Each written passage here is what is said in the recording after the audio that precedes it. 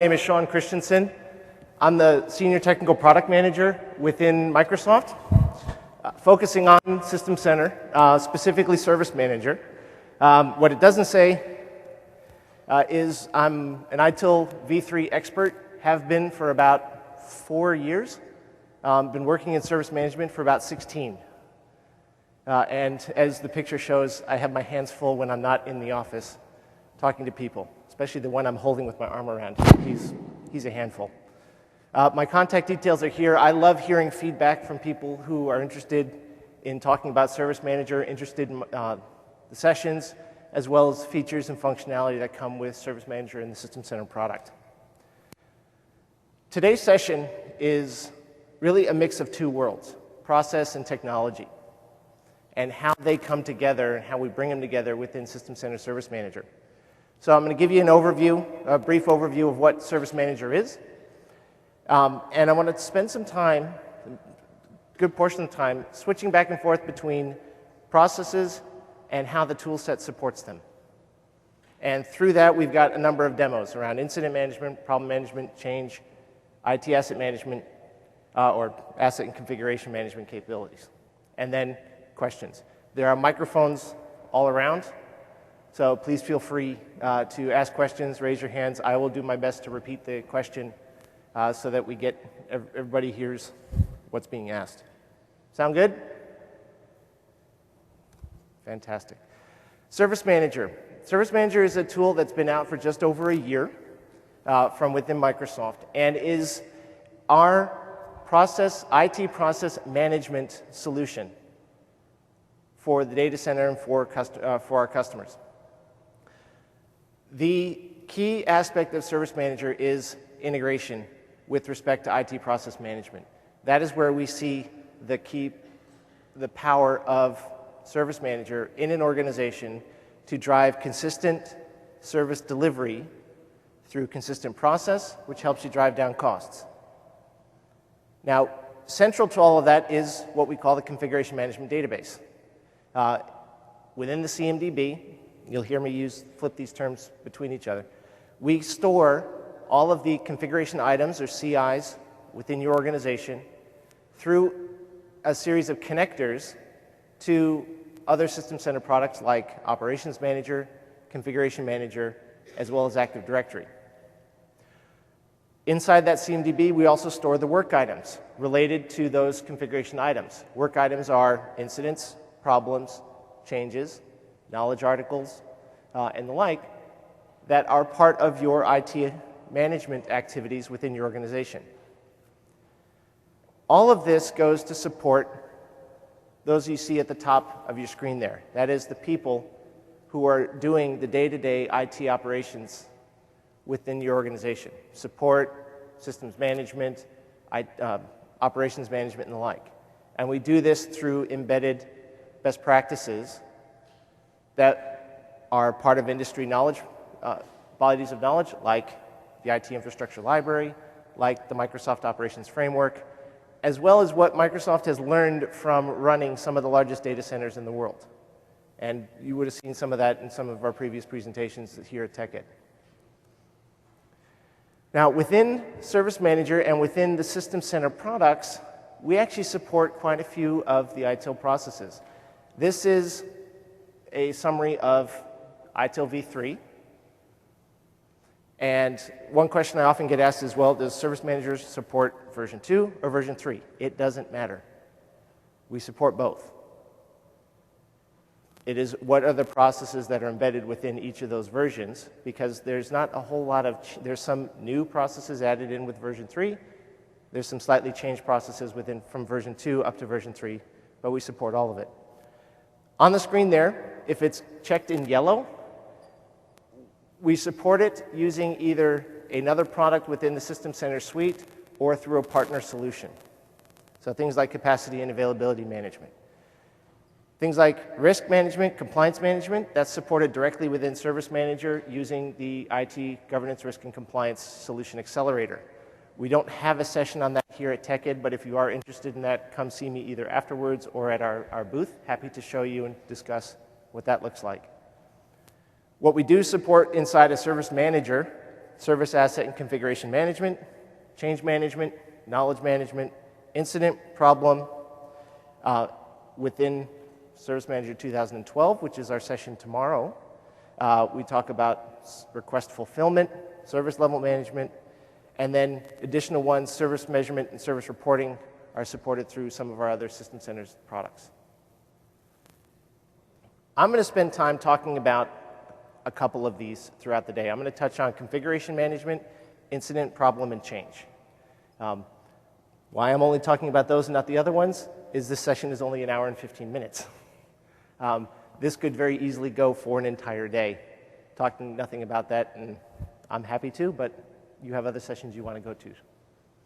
So let's talk about configuration management within Service Manager.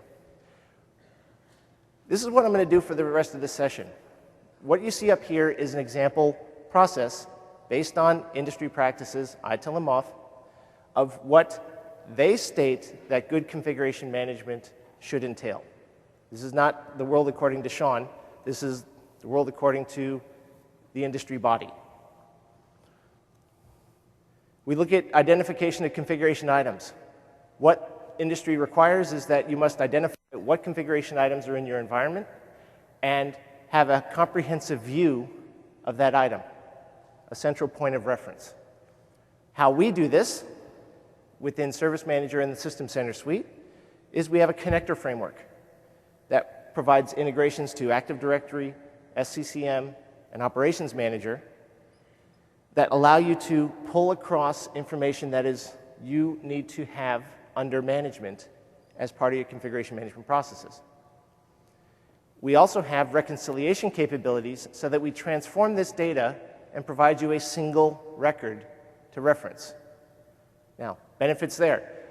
Historically, you had multiple repositories of data. Well, you may still do. Your service desk or your IT operations team needs to get information about what's in your environment. What did they often have to do? Go to multiple environments.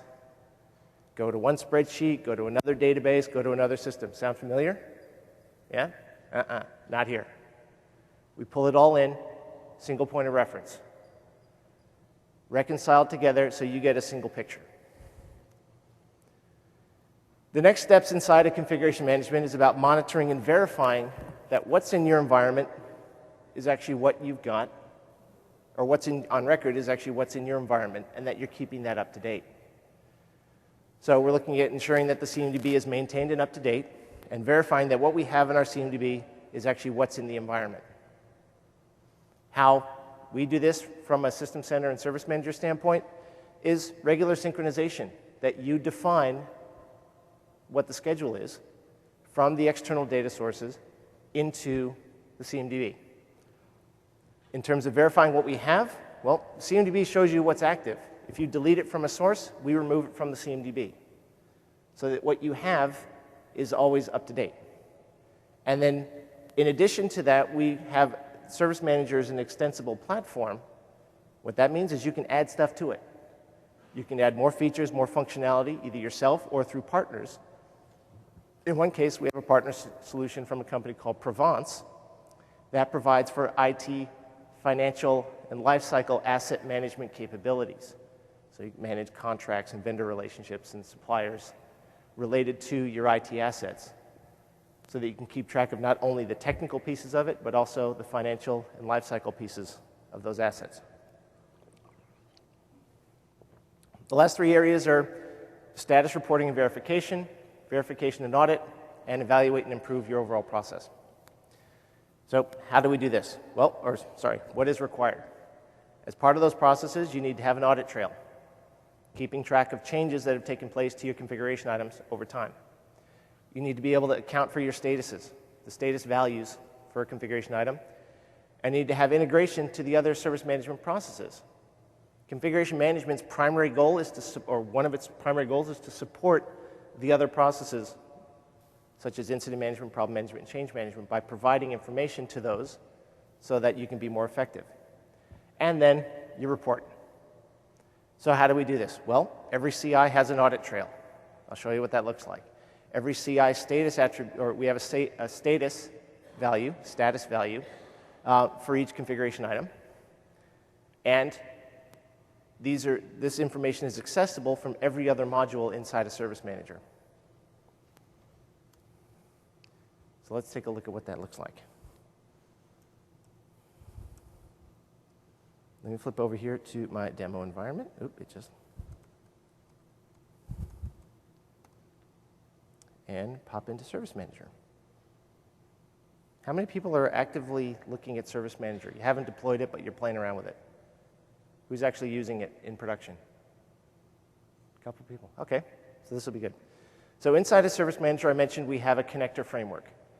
The connector framework provides out-of-the-box integrations to external other systems within the System Center suite and within the Microsoft stack. So we have out-of-the-box connectors for Configuration Manager, Operations Manager, and Active Directory. To give you an example of what these look like, I'm going to go ahead and pull up the Configuration Manager connector. There we go. We have name, we have what management pack we're connecting to. We define what our Configuration Manager database is. Now, with Configuration Manager, some people say, well, which server do you connect to? Well, what we usually recommend is roll it all up to a central server and connect to that one. So in here, we define what that database is, what the Configuration Manager database is, and what the database name is. We define our credentials. This is what's called a run as account, which allows you to connect and run a query against the Configuration Manager database. We do not push anything to the Configuration Manager database, we only pull. So no danger of actually sorry, this just got really loud. So there's no danger of actually changing anything, it just draws from it. Apologies for that, everybody. One of the things we also allow you to do is to be as specific or as granular as you need to be for what you pull across from Configuration Manager into Service Manager. Here we do that by selecting a specific collection within Configuration Manager. So in this case, it's my small demo environment. We pull across pull across all systems. The ability here is if you want to stage your rollouts of pulling in configuration items, segment them out by collections and only select the appropriate collections you want. And then, as I mentioned earlier, you can schedule this to run either every day or once a week, and then define the specific time. Perhaps you have this run after a change window. Implement a series of changes. The Configuration Manager agent rescans, pushes its data back into its database, and then you run the connector, which pulls that updated information back into Service Manager. Now, when we do that synchronization, first time you set this up, it's going to do a scan of everything. After that, it only does the deltas. So the touch is light after the first initial setup. That's the Configuration Manager one. Let's look at the Operations Manager one. Again, Operations Manager, what is the server name? If you have multiple Operations Manager servers you want to connect to, that's fine. Just set up a separate connector for each one. And then, after you've defined the server, define what management packs you want. Within Service Manager, we pull in the CI information based on the management pack that you are monitoring inside of Operations Manager. So what you see here is we're looking at all Windows, the Windows library, and all Windows Server 2008 management pack configuration items based on these two management packs. We will pull those across into Service Manager and see those CIs. Now, if I add more management packs into Operations Manager, fine. Come into the connector, click refresh. It will rescan for additional management packs, and you can synchronize those across. Again, first scan, we pull a lot. Subsequent scans, we do the deltas. And then as with Configuration Manager, what's your schedule? Some best practices here, stagger the connector synchronization times within Service Manager. Have them, there's no particular order you need to run them in, but just have them run at separate time frames.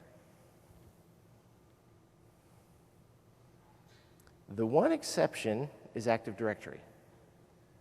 in terms of its schedule. But again, we have the domain that we want to connect to. You can connect to multiple domains, just have a separate connector for each one. And then we can specify specific objects, either everything or specific computers, printers, users, or groups to connect to. Notice there's no schedule. So this runs every hour on the hour from the moment you first enable this connector. So if you kick it off at, say, 9 in the morning, it's going to run at 9, at 10, at 11, at 12, and just run. First scan, and then look for deltas.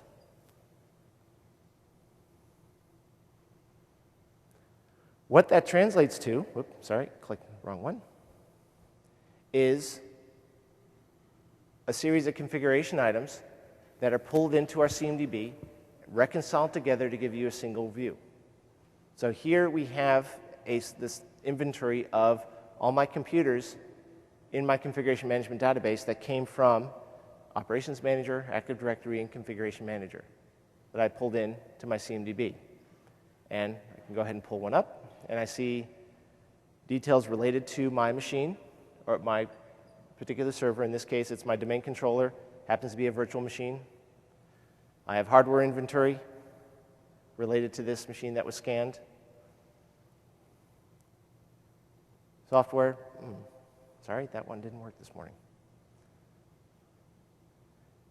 I also talked about how we support other ITIL processes. Here, looking at my configuration item, I can very easily see, okay, what incidents, problems, and changes are actually related to it. How is this configuration item, how is this asset behaving in my environment? Looking from a configuration management perspective to supporting the rest of the service management processes. And I can see that there's, okay, we've actually had quite a few incidents. So maybe I need to look at swapping this out. I can make that decision from here.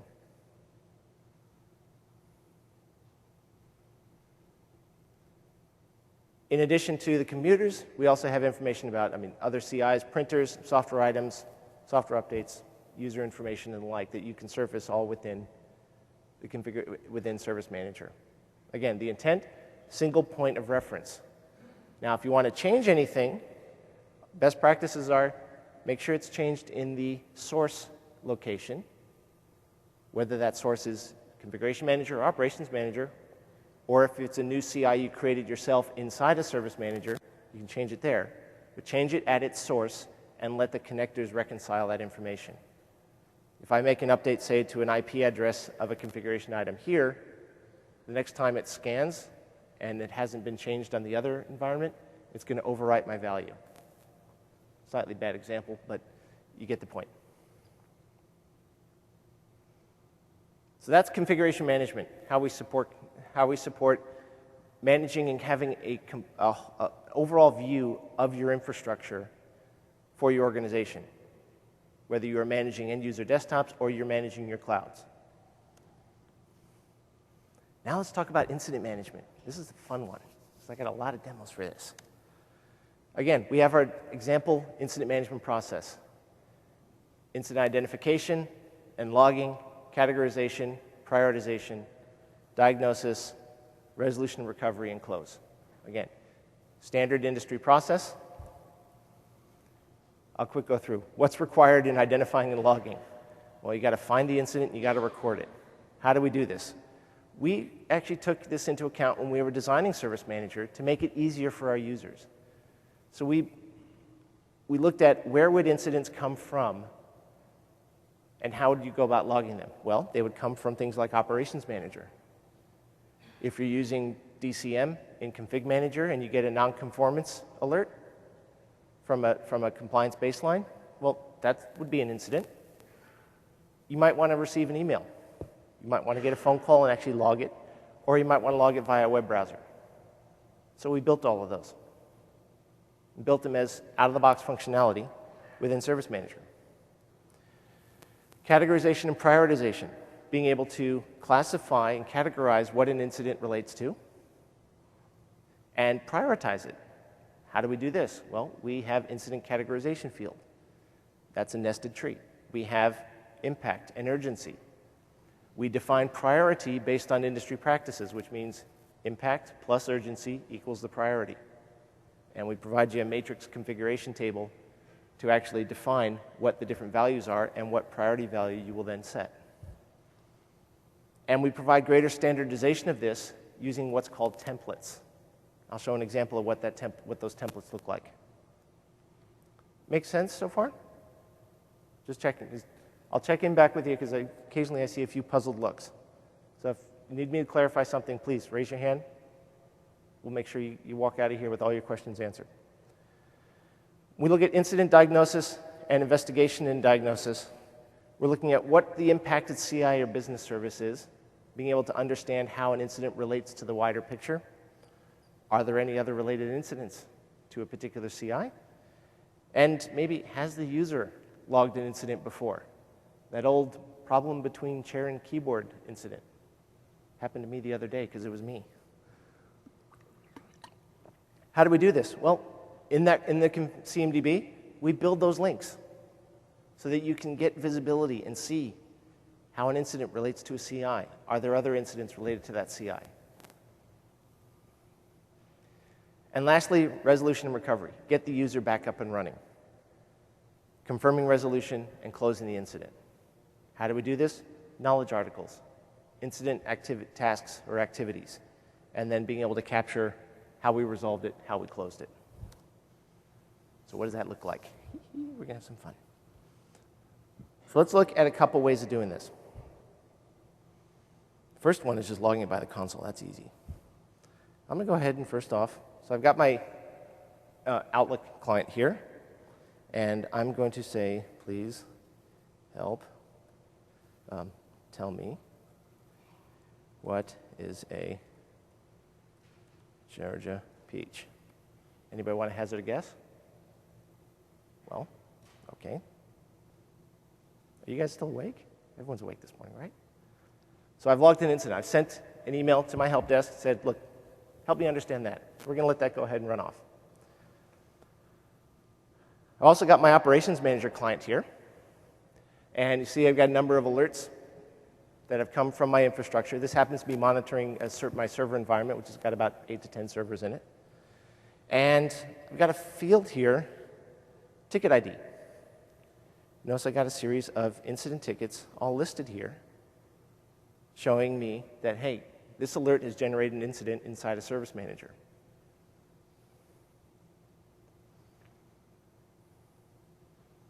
And lastly, I have my service manager console. Well, actually, no, I'll go to another one.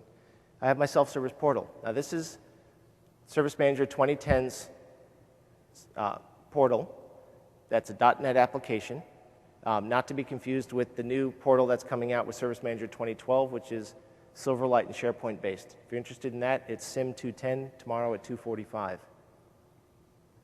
We're going to be showing Service Manager 2012 and what all the new stuff looks like. But I've got my current Service Manager portal here. I have an announcement. What is a Georgia peach? Information is coming. Okay, interesting. Top knowledge base articles. Oh, hey, maybe I'll look at that here in a minute. But just to illustrate this, I'm going to go ahead and create an incident. Need help? This is another one. And interested in knowing about Ty Cobb. Anybody baseball fan in here? You know who Ty Cobb is? Some of you are starting to get it. Gotta be. You'll get it in a minute. So I select that information, review it, hit submit, and now I have my incident IR 515 listed here. You see in my recent requests, I have that listed up here. I can go to view all and see it. There's all my incidents that I have logged, my incidents or requests that I have logged myself.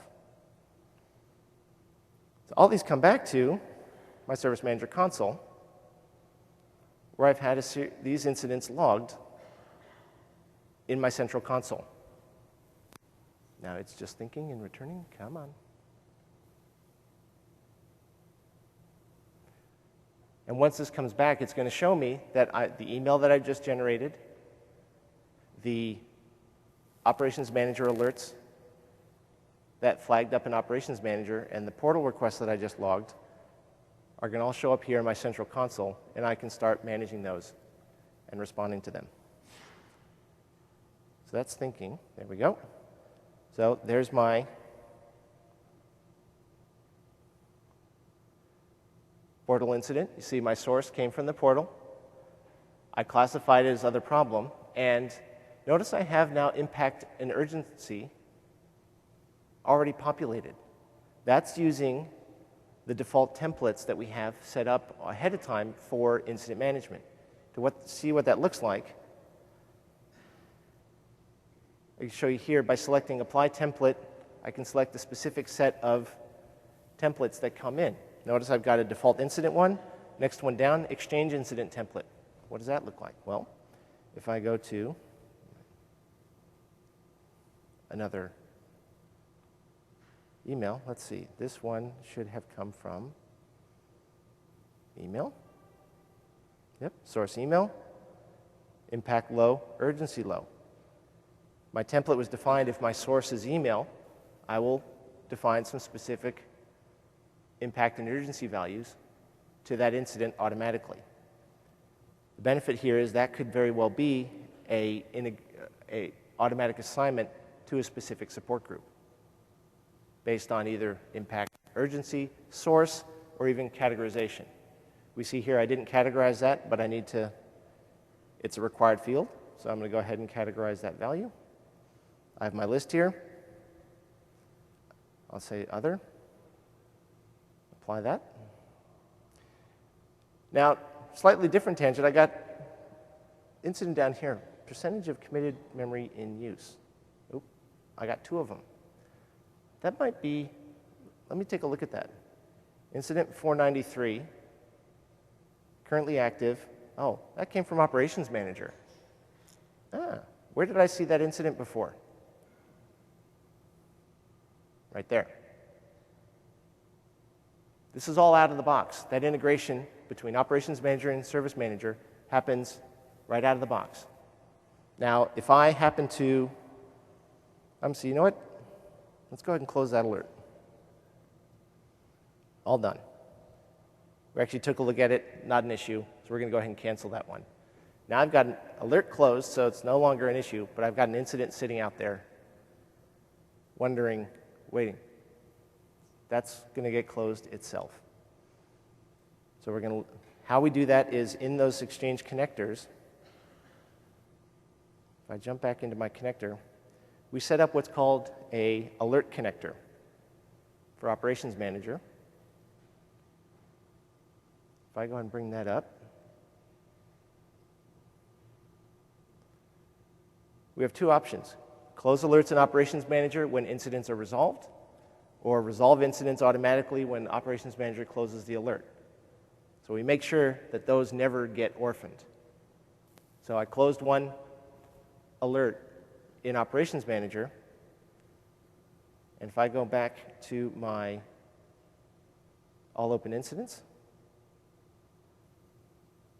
I don't see incident 493 anymore.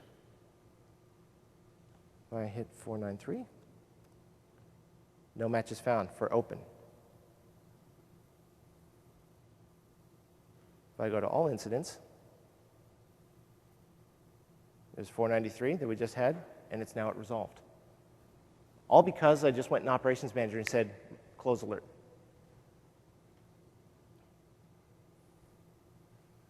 Now I'll go ahead and go up to my 501. That was my other incident. And from a service management standpoint, I'm going to go ahead and assign it to myself. Oops, sorry, wrong group.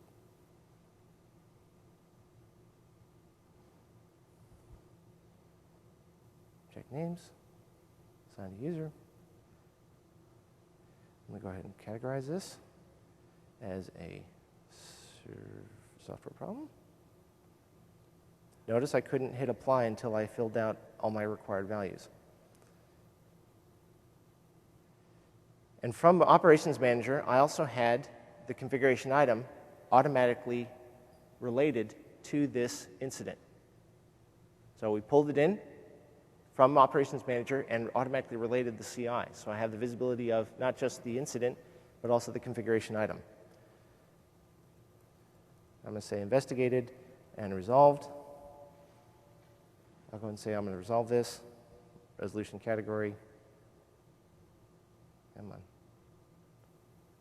Fixed by analyst. Fixed it. Click OK. Done. That's all done. See, it's sitting resolved. We'll let that sit for a minute. We'll go back and look for that alert inside of Operations Manager here. Well, the next thing I'm going to do is go look at these other ones. Interested in knowing about Ty Cobb? Please tell me. Look down here. What is a Georgia peach? Okay. Please help me understand. Somebody's interested, is hearing different things here. So I'm going to relate all of these together. There seems to be an overarching problem here. Someone needs to know more about baseball. I'm going to categorize this as a problem. Impact, well, he's dead, so we'll just say it's medium. Now it's knowledge information, so I'm going to do some search for knowledge article.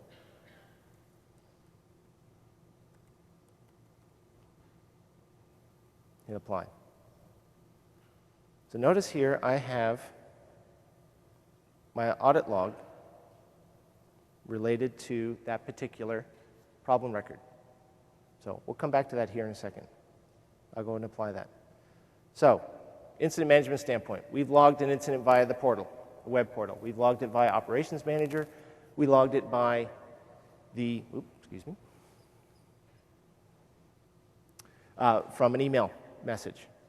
The only one that I hadn't shown you is from Configuration Manager, where we actually pull in DCM baseline information for when a CI is not found to be out of compliance with this predefined baseline inside a Configuration Manager, desired configuration management.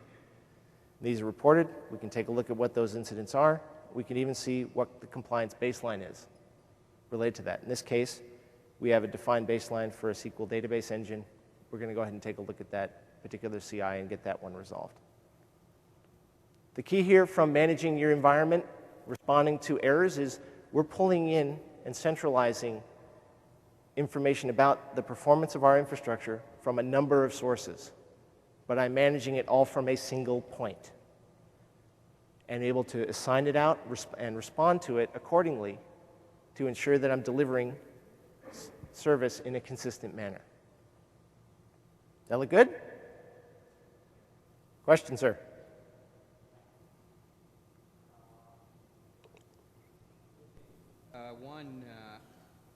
You synchronize Active Directory, Operations Manager, everything, like all your objects are there.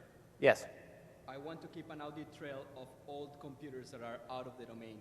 Like, I know that they existed. Can Service Manager archive all that information? Okay. And the second question is how friendly it is to import incidents and changes from other solutions. Okay, so what I heard is the first one was, can I keep track of computers that are outside of my domain, and so they wouldn't be in Configuration Manager or Active Directory? They are, but then they're retired. Okay. So at some moment they are. Yep. And then we just want to keep the record that that computer existed at some point in time and what was done to it. So, okay, where you would see those in configuration, let's see.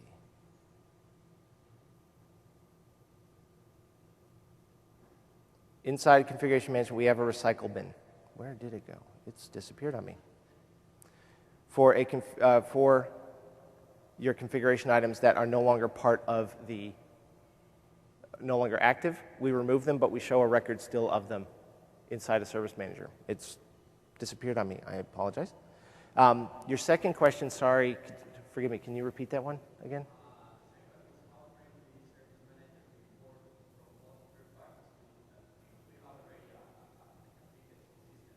Yep. So,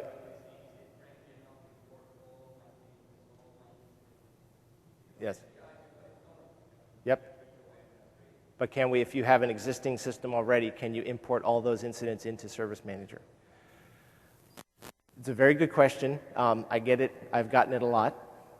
And not to sound like a stodgy old professor, but in 16 years of doing this type of work as a consultant and as a vendor, it's within Service Manager, it is possible. You can do it. I do not recommend it.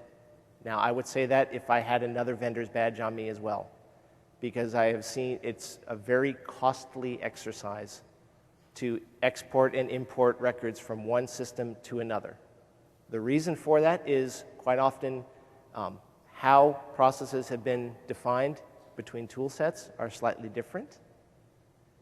How records are defined and referenced are slightly different, and building all of those or rebuilding all of those relationships so that things like reporting actually work can be very expensive. Now, it can be done, yet it is an expensive exercise to do. If you have the money to do it, great. I don't recommend it. What I recommend is you run them in parallel while you close off everything that is active in the other system. Basically sunset that and say, look, everything new gets created in Service Manager, everything existing gets closed out in the previous system, and then when you are closed, everything is closed out, you transition over to a new.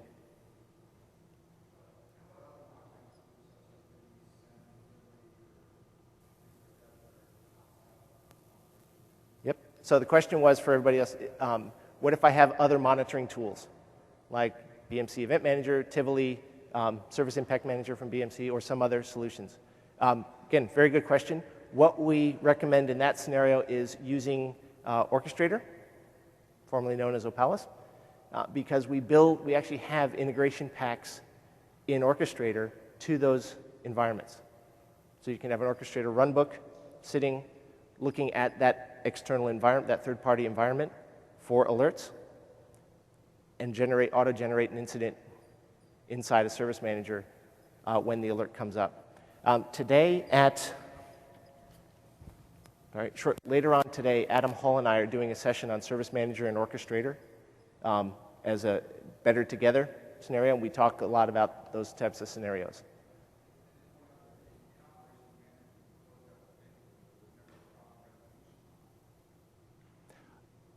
I closed out the ticket, but there was never a problem. That's my bad. I didn't enter something in.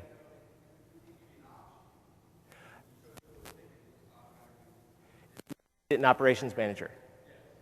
Yes.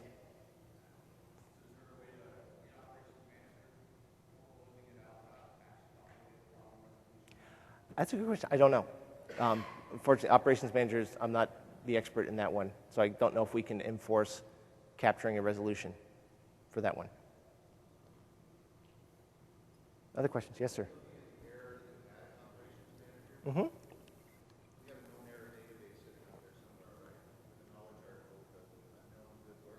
Yep. There is a linkage. I did not pull one. I did not bring one in at that point in time. Yes, there is. We have a good workaround. We want our agents or our service desk folks to be able to resolve the same way, right? Yep. Didn't see, certainly. So in here I have, so for example, I have my incident. I use the example of one here, no information about Ty Cobb. Right down here in the right corner, on the right-hand side, we have a series of task activities that you can select, one being search knowledge articles. I select here. Let's look up, say, Georgia. Run the search. I've got a couple right there. Why is that other one not showing up? Now, this could be articles that I enter myself.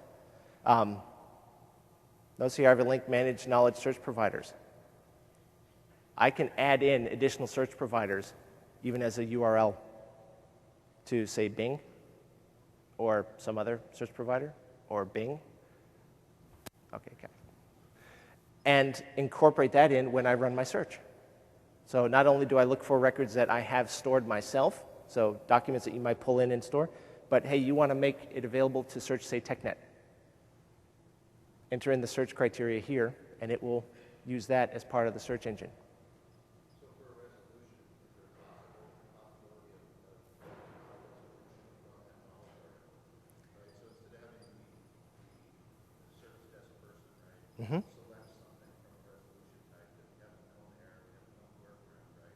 Yep. Control system to actually create the right resolutions for them. Or create the resolution and auto-resolve the incident? Yes, you can. You can use the workflow engine inside a service. So, forgive me. The question was, can we take an incident and have an auto-resolution of that incident because you already know what the workaround is, you already know what the knowledge article might be to address that? The answer is yes. How you would do that is, again, you want to build a workflow automation activity, either using the Service Manager workflow engine or, again, session later on today, Adam Hull and I actually walked through an example where we have done an auto-resolution of an incident using an orchestrator workflow to actually automatically resolve or check predefined resolution steps for an incident and then update the record and resolve that. So you can do that.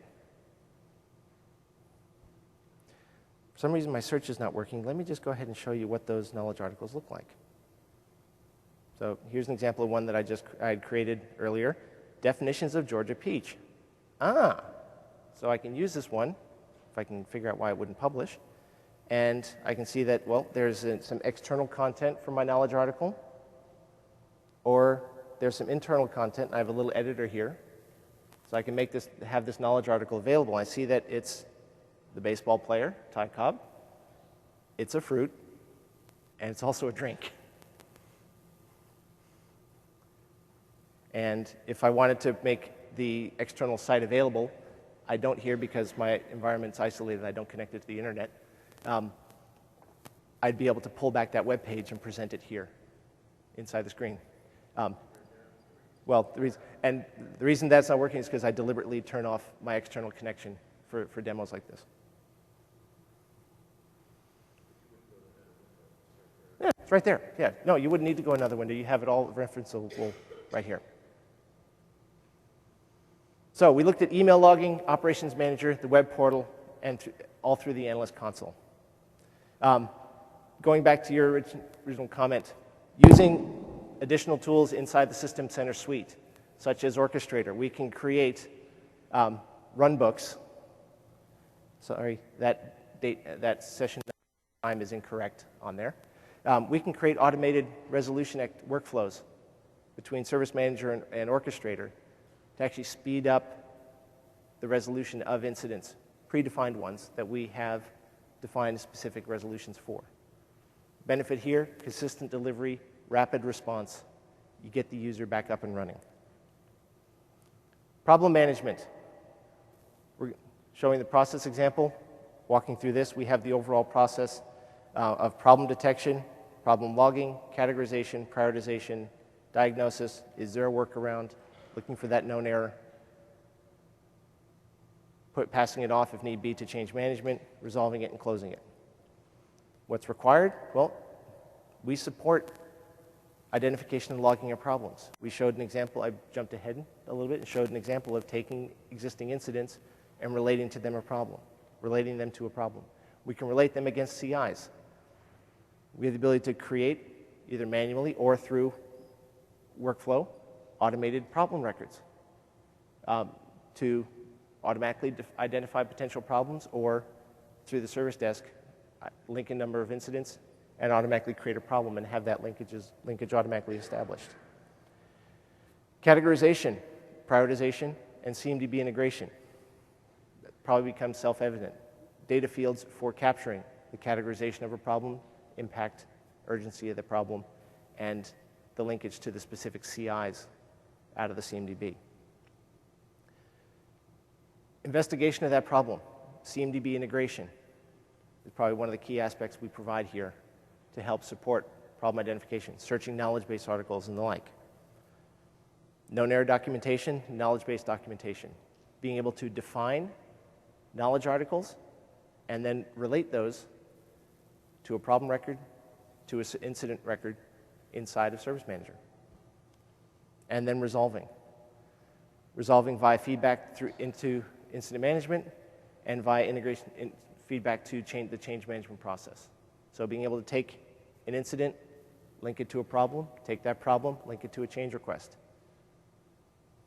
so that you have end-to-end view of what has happened to either an incident that's been logged and its life cycle. Did it contribute to an overall problem? And what was the result of that problem? Was there a workaround, or did we actually change something to address it? So we looked at our particular problem.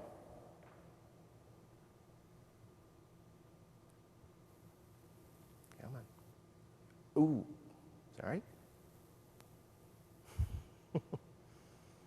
Wouldn't be a demo if something didn't crash, right?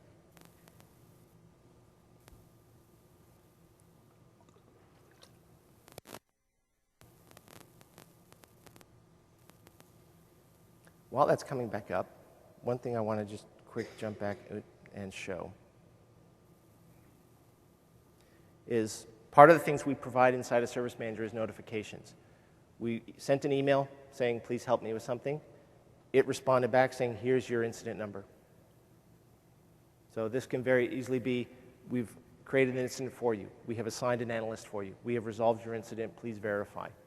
Any notifications you wish to define are configurable out of the box within Service Manager. That uses our Exchange connector to process both inbound and outbound emails. You can accept incidents, new incidents via email. You can respond and approve and update activities, update incidents, resolve incidents, update change requests all via email without having to actually open up a console and respond and make an update. Let's go back to Service Manager. Go back to my problem record. Say active problem. So here's that problem record. So we have our problem, we have our affected services. Here's my action log. So we've done research. Can resolve incidents. So I'll go ahead and add that. Related items. See if I can grab my knowledge article.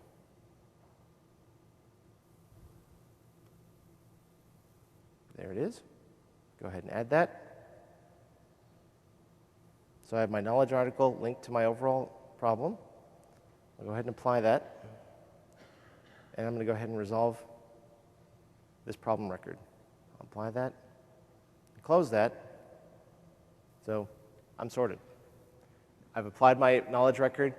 I've resolved my problem record. What Service Manager will do is then go and all those incidents that were related to it will automatically be resolved and notifications sent to the user that logged them.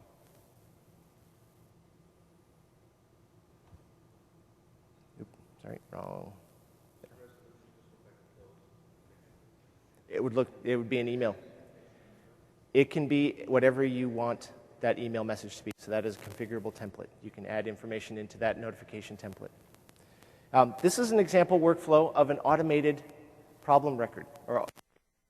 We created an orchestrator workflow that at 6 a.m. every day looks for my business services and looks at what the count of incidents are against that business service. If that count exceeds a specific threshold, we create a problem record. We link that problem record to the business service. We get the related incidents, link all of those incidents to the problem manager, to that particular problem record. We then assign it to the problem manager group. The benefit here is proactive problem management, proactively identifying, hey, here's something that might be actually there might be an underlying problem inside my infrastructure based on some analysis that's been done. Problem manager comes in at 8 in the morning. In their inbox is a series of notifications. They open up their analyst console inside a Service Manager. They see the potential problems that they can start working on and go take a look at. Last area, change management. Again, we'll go through taking a look at change management process example and then show some examples of what that looks like, show some of the templates. So we have our sample change management process here. We need to create and log the request for change. Record those details, record in computers, capture the default change activities. How we report this.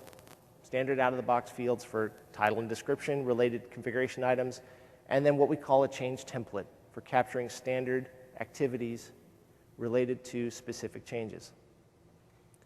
We can review that change request, or steps of reviewing and assessing and evaluating that change should we proceed. What's required? Well, we need to have a review of a change before we let them go ahead. We do this by allowing you to add in review activities as part of that change request, and we allow multiple review activities. So you can have, if you need 1 gate or 2 gates or 5 gates of review, you can do that. You can configure it to your business process. Plan the update, do your investigation and diagnosis. What's required? You need to have an authorization for that change to proceed and be able to plan for that change. How we do this? Again, review activities and providing data fields to help capture your plans for your change request. Lastly, helping to coordinate your change implementation and then reviewing and closing, implementing that change, reviewing and closing it. So how do we do this? Coordinating a change implementation with scheduling fields. When you want it to start, when you plan it to end. And if we look at Service Manager 2012, we actually integrate and will introduce release management capabilities into Service Manager. So linking a change to an overarching release. And then lastly, review the completion, having a review activity. So what does that look like? Let's go back here to Service Manager. And my all change requests. Now the example I pulled together, I'm going to go ahead and create a new change request. And out of the box, I am presented with a selection window to select a change template. Now these are predefined templates that you can create, you can configure, that contain predefined values for your particular change request. Benefit here, change management is about making sure you're managing changes in a consistent manner, capturing the appropriate information so that you don't make any mistakes and cause undue impact to your environment. I might have an emergency change request template, major, minor, provision new user, or a standard one, or one that I just created. We saw those 2 alerts from Operations Manager about server committed memory. I created the change template to go ahead and address those. Let's go ahead and select that one. What's pre-populated for me is my title, Server Committed Memory Change Request. This standard change request is developed to address memory issues with the server. Hey, cool. My area is already predefined. My priority is defined. My impact is not, because I don't know how many servers this is. I need to go do some investigation. My risk is not assessed yet because, again, I don't know how arching this is, but I know I need to go do it. Planning. I predefine what my implementation plan should look like, and a risk assessment value, automatically populated for me. Activities. These are the activities or work orders, whatever the term might be, that you want other people to do as part of managing that change. Predefined, right here, added in as part of that template. I have, first off, is a review activity. Go ahead and open that. Review activity is, in this change template, I have 1 gate. Review what needs, can you proceed, and then go ahead and do it. In this case, I've defined this as an approval to proceed. It's part of my approval stage. The approval condition is unanimous, meaning everybody I define must vote and must all agree. I can have that be, come on, click, there. Automatic approval, meaning if it's a standard change request, it just, approval happens, but we still record it. Or I can make it a percentage. So if I have a group of people that are part of my approval, but hey, if 50% of them are fine with it, go ahead. I can also simply state, if it's a software, say a software request, line manager. So as part of that approval, it automatically goes, looks at Active Directory and says, who's my manager? And sends the approval to them. Key best practice here, make sure Active Directory is clean and up to date. Otherwise, it's going to be sent around and around. And then I have my additional activities related to this change request of what I need to step through. Now, I've predefined these. I can then open that up, each one, and assign who is my implementer going to be, whether that's myself or I want to give it to somebody else or another group in my organization that they need to then go execute that activity once it has been approved. If you come to our 2012 session tomorrow afternoon, you're going to see how we have enhanced this to allow not just for sequential activities, but parallel activities or concurrent ones happening in a nice workflow view. But I'll tease you with that and let you see what it looks like tomorrow. I can capture my results. I can capture my related items. Now, in this case, I haven't added those in. I'm going to go find and grab my configuration items. In this case, that was my domain controller. Oops. I had that. I'll grab that. And it was my configuration manager server. I'll grab those.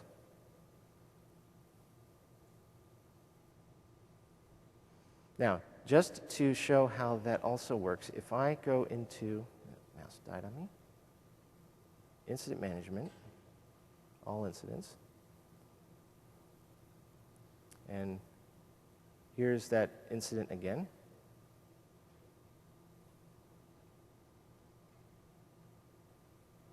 Where's my related item? You see, as part of that, I automatically brought those in. If I create a change request, another one from here, just to further illustrate, and go to related items, I should see one. There's my incident related to that automatically.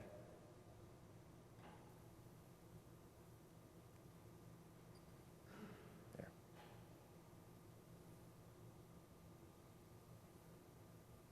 Oop, did I just get rid? Oh, no, I have my change request already saved. So I have my change. It's in progress. I'm now waiting. I see my status values after I've applied it.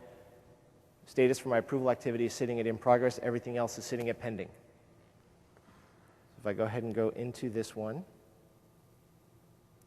and simply approve it,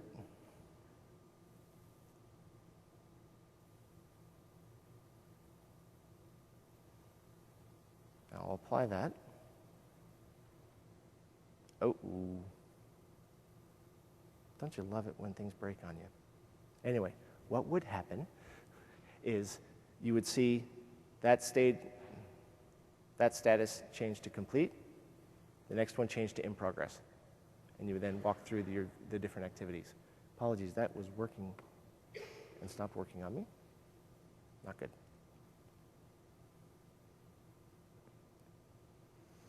So, we've taken a quick walk through a number of things.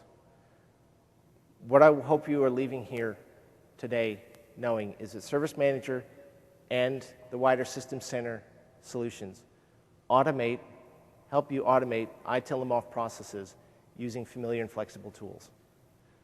Service Manager provides you the ability to control your organization and delivers consistent service and be flexible enough to adapt to what your business rules, what your IT process rules need to be. And the Service Manager can run at scale. We're showing you something here that's running in a demo environment. We use this internally inside a Service Manager, managing over 7,000 servers and over 50,000 active incidents inside of our environment each and every day. That manage environments such as Windows Security Essentials, Microsoft.com, MSDN, TechNet, WSUS. These are all environments that we run that are supported by Operations Manager and Service Manager internally within Microsoft. Now, I wasn't going to do this, but I'm going to try it anyway. Oop, no, there it was.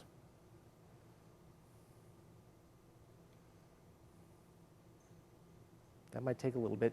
What I'm pulling up here is, I'll briefly show it and then I'll get rid of it. This is Microsoft's environment.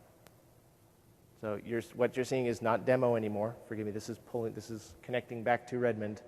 and hopefully it should work, showing you what our environment looks like. So notice a different look of the screen. I'm looking at, I can see my library, work items, and some configuration items because they've not given me administrator access for obvious reasons. So Service Manager allows role-based access control based on your user profile. I'm looking here at, or it's loading up incidents, the incidents view, so I can see what's active in our overall environment at this point in time. Again, this wasn't originally planned, so it's taking a little bit to load, but gives you an idea that this is, we use this, we make this run, here you go. All open incidents, I'm looking at, it's chunked it up to showing me 250 of 16,000 active incidents that we have in our environment right now. These are automatically, a lot of these are automatically logged. We get about 13,000 new incidents a week inside a Service Manager, either logged via our portal by end users or automatically logged by Operations Manager, monitoring the different servers in our environment. Sorry, I had to close that out. Just a little peek. Service Manager is about to go release a new version, Service Manager 2012. Beta is planned for, give you an idea, roughly around this end of third quarter of this calendar year, so about the end of September timeframe, with RTM towards the end of this year. As part of that, we'll be introducing having a community evaluation program. When we release the public beta on the System Center team blog, so blogs.technet.com/b/System Center, there will be an announcement calling for public application availability to sign up for the community evaluation program. This will give you not just access to the beta bits, which you can get because it'll be public, but also allow you to sign up for a series ongoing evaluation, which will give you access to our engineering team, who will be presenting about Service Manager. We'll be publicizing that. We'll be looking for people to sign up and get involved. You'll hear a lot more from the people that built Service Manager about the features, the capabilities, and have the opportunity to ask questions from them as part of this overall program. The overall program, community evaluation program, you can see on connect.microsoft.com/site1211. Check back there or look on the System Center team blog and you'll see the announcement when it comes available. Again, we're looking to release Service Manager around this end of September timeframe.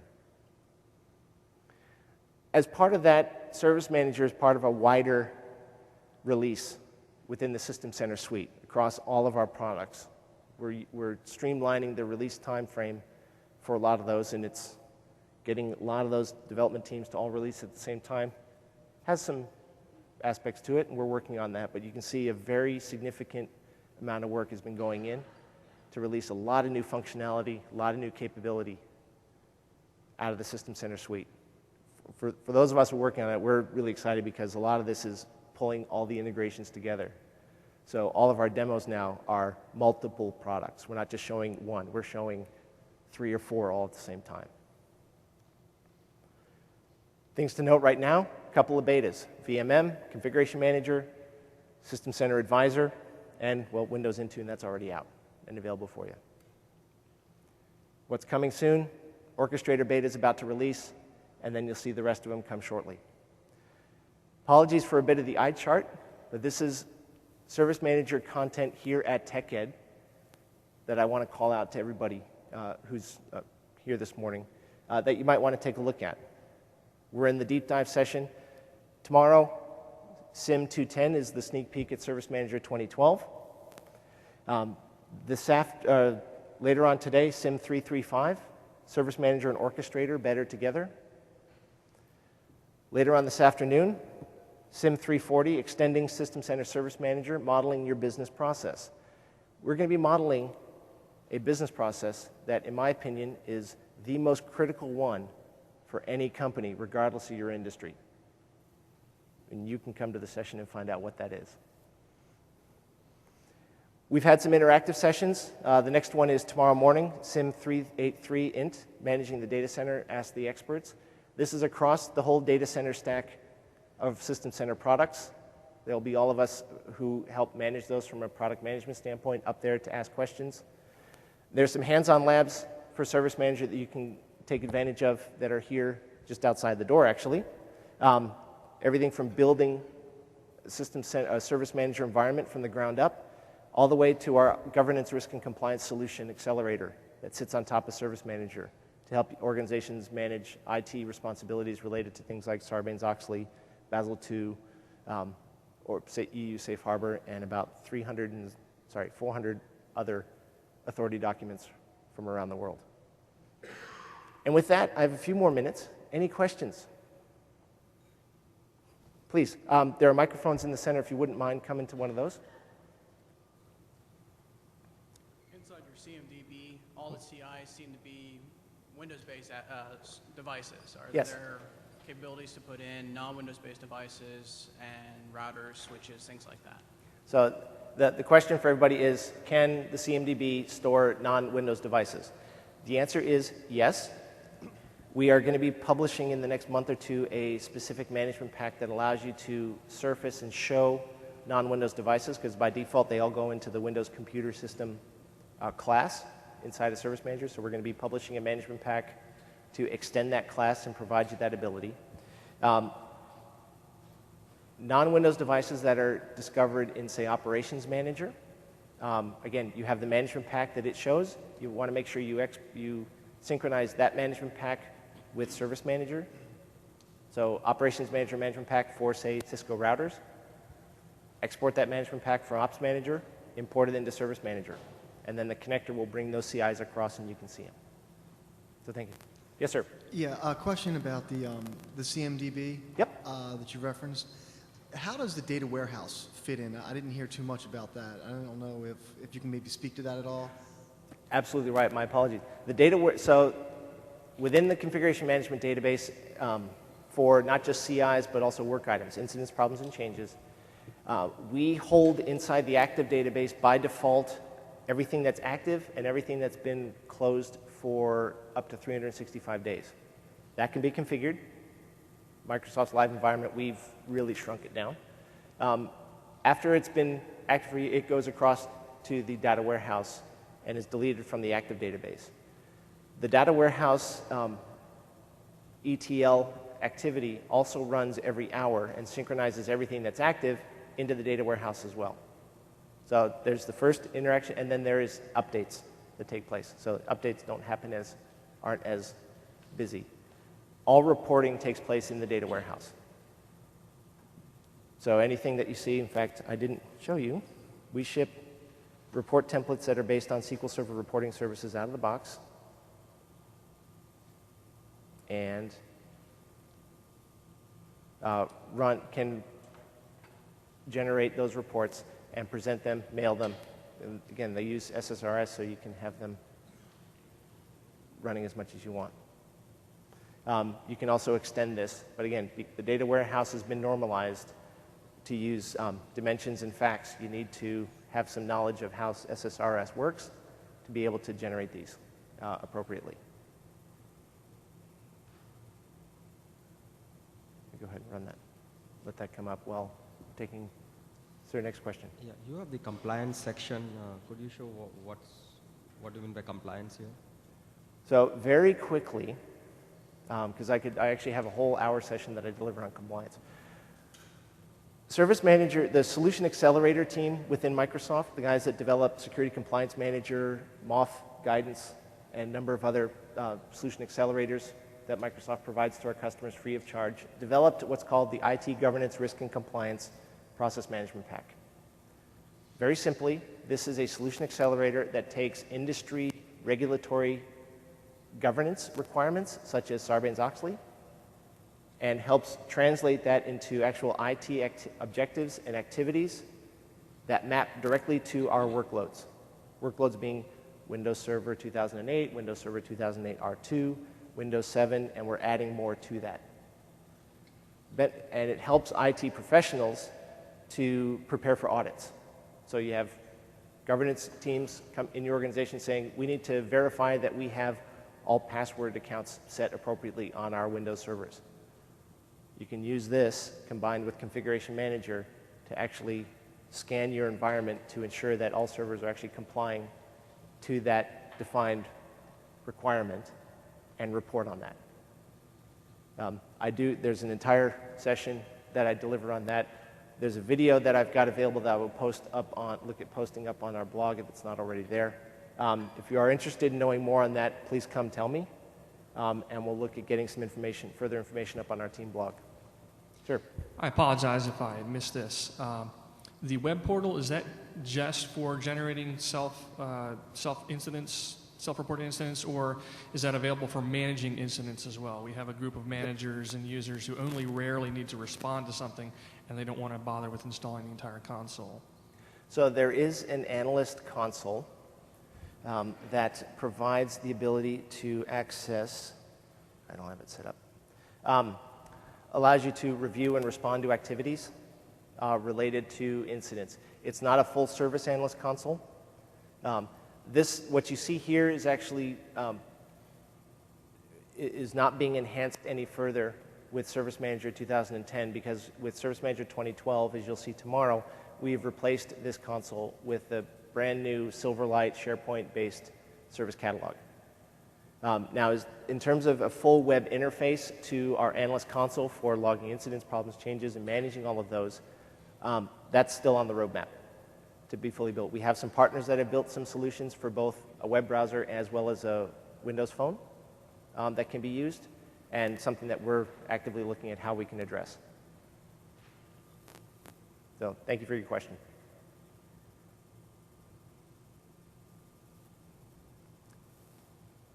Any other questions? Okay. Make sure to check out the resources, and please make sure to complete your evaluations. Hopefully you found this a valuable, informative and valuable breakout session. I do appreciate and do read all comments and feedback, so I thank you in advance for that, and enjoy the rest of your week.